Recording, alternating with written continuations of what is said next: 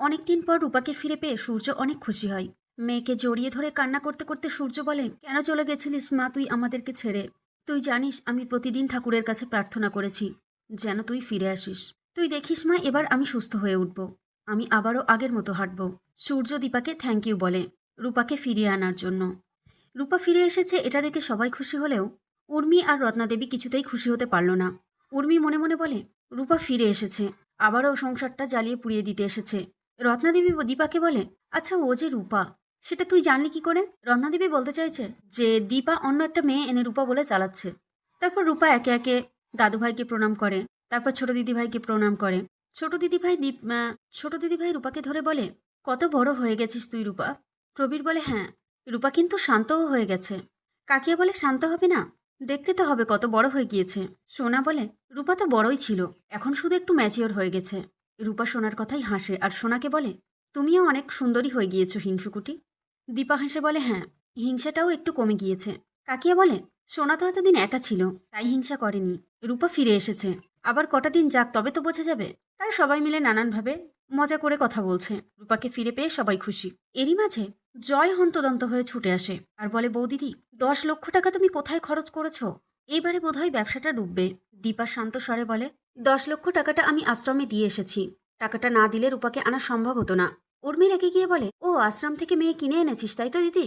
দীপা রেগে যায়। দীপা বলে, টাকাটা কিন্তু আমার উপার্জনের টাকা, তাই আমি যেখানে খুশি সেখানে খরচ করব। জয় বলে, কিন্তু বৌদিদি এতে তো আমারও কষ্ট রয়েছে, অ্যাটলিস্ট আমাকে একবার জানাতে পারতে। জয়ের এমন কথা শুনে দীপা বলে, আচ্ছা জয়, রূপা ফিরে এসেছে, এতে তুমি খুশি হওনি?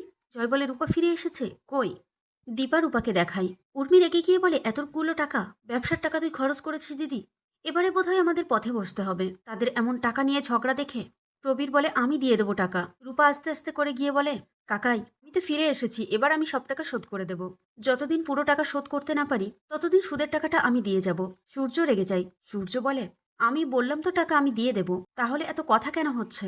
এরই মাঝে বাচ্চা মেয়েটি উঠে আসে। উঠে এসে বলে, তোমরা এত চিৎকার চেঁচামেচি করছো যে আমার ঘুমটাই ভেঙে গেল। মেয়েটিকে দেখে উর্মি বিরক্ত হয়। জয় অবাক হয়ে যায়। এক কথায় জয় চমকে যায়। হয়তো জয় জানে মেয়েটিকে। আমার মনে হয় ওটা জয়েরই মেয়ে। উর্মি পুড়ে যাওয়ায় অন্য একটা বিয়ে করেছে জয়। আর সেই বাচ্চা এই লাবণ্য সেনগুপ্ত। মেয়েটিকে দেখে রূপা মনে মনে বলে, এই বাচ্চা মেয়েটিকে, এর সঙ্গে তো আমার অনেক মিল পাচ্ছি। দীপা ছুটে যায় বাচ্চাটির কাছে, গিয়ে বলে, তুমি কে? মেয়েটি বলে, বললাম না আমি লাবণ্য সেনগুপ্ত। দীপা মেয়েটিকে জিজ্ঞেস করে যে তুমি কোথায় থাকো, তোমার মা কে? এইসব দেখে উর্মির রাগ হচ্ছে ভীষণ। দীপা যে বাচ্চা মেয়েটিকে আদর করছে এটা উর্মির কাছে আদিক্ষেতা বলে মনে হচ্ছে। উর্মি বলছে, ওই শুরু হয়ে গেল, কতবার বললাম পুলিশকে ইনফর্ম করো, এই মেয়েটির জন্য আমরা আবার কোনো বিপদে না পড়ি। পুলিশের কথা শুনে জয় ভয় পেয়ে যায়। দীপা বলে, না পুলিশের জানানো দরকার নেই, এতটুকু বাচ্চা, পুলিশকে জানালে তারা ওকে হোমে নিয়ে যাবে, এটা ঠিক হবে না। জয়ও দীপার কথায় সাই দিয়ে বলে, হ্যাঁ একদম তাই, পুলিশকে জানানোর দরকার নেই। উর্মি একটু অবাক হয়, জয়কে গিয়ে বলে, এই তো একটু আগে দিদির সাথে ঝগড়া করছিলে, এখনই আবার ওই দলে মিশে গেলে? এর মাঝে বাচ্চা মেয়েটি বলে, এই যে পচা দিদার মেয়ে পচা আন্টি, আমার কি 1 গ্লাস দুধ হবে? দীপা বলে, দুধ খাবে তুমি?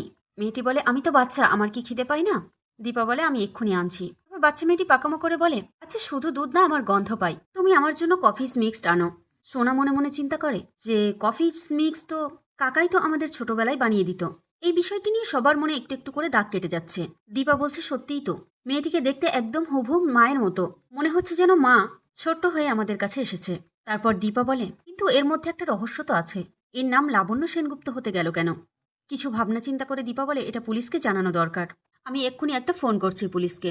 জয় দীপাকে থামিয়ে দিয়ে বলে, বৌদিদি এমন একটা ঘটনা ফোনে না বলে পুলিশের সাথে সামনাসামনি কথা বলাই ভালো, আমি যাচ্ছি, এক্ষুনি থানায় যাচ্ছি, গিয়ে আমি পুলিশের সঙ্গে আলোচনা করছি। এই বলে জয় বাড়ি থেকে বেরিয়ে যাচ্ছিল। সূর্য বলে, জয় শোন। জয় এগিয়ে আসে। সূর্য বলে, পুলিশকে গিয়ে কি দেখাবি? ওর তো একটা ছবি নিতে হবে। জয় এসে মোবাইলে একটা ছবি তুলে নেয় বাচ্চা মেয়েটির। জয় যখন আবার বেরোবে তখন প্রবীর সেনগুপ্ত বলে, দাঁড়া জয়, আমি যাব তোর সাথে। জয় একটু সামাল দিয়ে বলে, বাবা এতদিন পর রূপা ফিরে এসেছে, তোমরা একটু কথা বলো না ওর সাথে, আনন্দ করো, আমি বিষয়টা দেখে নিচ্ছি। এই বলে জয় বেরিয়ে পড়ে। ওদিকে দীপা ফিস মিক্সড এনে বাচ্চাটিকে খাইয়ে দেয়। বাচ্চাটির পাকা পাকা কথা পাকামো করে দীপাকে বলে, আন্টি আমার মুখে কি দুধ লেগে আছে? দীপা বলে, একটু আছে, আমি এক্ষুনি মুছে দিচ্ছি। দীপা তার শাড়ির আঁচল দিয়ে মেয়েটির মুখের দুধটা মুছিয়ে দেয়। এর মাঝে প্রবীর সেনগুপ্ত লাবণ্য সেনগুপ্তর ছবির দিকে তাকিয়ে বলে, দেখো লাবণ্য, রূপা ফিরে এসেছে, আমরা সবাই আবার একসাথে আছি। বাচ্চা মেয়েটি তখন বলে ওঠে, হ্যাঁ আমি সবাইকে দেখতে পাচ্ছি। তার কথা শুনে সবাই হাসে। এদিকে জয় বাড়ি থেকে বেরিয়ে কোথায় যেন একটা ফোন করছে আর ভীষণ টেনশন করছে, কিন্তু ফোনটা ঢোকে না, সুইচ অফ বলছে। জয় বলে, আমি বুঝি এইবার ফেঁসে যাব। আমি তো পুরো কেস খেয়ে যাচ্ছি। আমাকে ফাঁসানোর জন্য এই বাচ্চা মেয়েটিকে আমাদের বাড়িতে দিয়ে গেছে। কি করব আমি এখন? আমি ফেঁসে গেলে আবার পুলিশ আমাকে ধরে নিয়ে যাবে, আবারও থানা পুলিশ হবে। না না, এটা কিছুতেই করা যাবে না। কিন্তু কি করে আমি সবকিছু ঠিক করব? পুলিশের কাছে গেলে তো আমি ধরা খেয়ে যাব। কিছুতেই এই বিষয়টা পুলিশকে জানানো যাবে না। এদিকে রূপা দেখে কাকিয়া মন খারাপ করে রয়েছে। রূপা আস্তে আস্তে কাকিয়ার কাছে যায়, গিয়ে বলে, কাকিয়া আমি ফিরে আসাতে তুমি খুশি হওনি? উর্মি বলে, তুই কি ভেবেছিলিস তুই আমার এত বড় ক্ষতি করে দিবি, আবার তুই ফিরে আসাতে আমি খুশিও হব? সূর্য বলে, চুপ করো উর্মি, রূপা যে অন্যায় করেনি সেটা কিন্তু প্রমাণ হয়ে গেছে। তুমি যেটা বলছো সেটা তোমার মনের জেদ। তোমার জেদ বজায় রাখতে তুমি এমনটা করছো রূপার সাথে। উর্মি বলে, কিন্তু এতদিন ও পালিয়ে পালিয়ে ছিল কেন তাহলে? আমি ভেবেছিলাম পুলিশ আমাকে খুঁজছে। আমি যে খুন করিনি এটা আমি জানি, তো আমি ভেবেছিলাম পুলিশ আমাকে খুনি মনে করছে, তাই আমি পালিয়ে গিয়েছিলাম। এই মাঝে দীপ চলে আসে। দীপ রূপাকে বলে, দিদি তুমি ফিরে এসেছো। রূপা দীপের গায়ে হাত বুলিয়ে দিয়ে বলে, তো বড় হয়ে গেছিস তুই দীপ। তারপর দীপ সোনা রূপাকে জড়িয়ে ধরে। তখন বাচ্চা মেয়েটি বলে, তোমাদের মাঝে যে একটা বাচ্চা মেয়ে রয়েছে তোমরা তাকে নিচ্ছ না। দীপ হাসে তখন, আর বাচ্চা মেয়েটিকে কোলে তুলে নেয়। এই সুন্দর দৃশ্য সবাই দাঁড়িয়ে দাঁড়িয়ে দেখছে আর হাসছে। এর মাঝে রত্নাদেবী বলে ওঠে, একটা কথা আমি হলফ করে বলতে পারি, এই বাড়ির পাওনাদার কিন্তু একমাত্র দীপ। সেটা কিন্তু জলজল করছে। রত্নাদেবীর আগাগোড়া ইচ্ছে সেনগুপ্ত পরিবারের চেয়ারে সে বসবে। সেনগুপ্ত পরিবার তার অধীনে থাকবে। মাঝে দীপার রেস্টুরেন্টের দুটো হেল্পার হনহন করে এসে দীপাকে বলে, দিদি আমাদের রেস্টুরেন্ট আর ক্লাউড কিচেন একটাও আর নেই, সব শেষ হয়ে গেছে।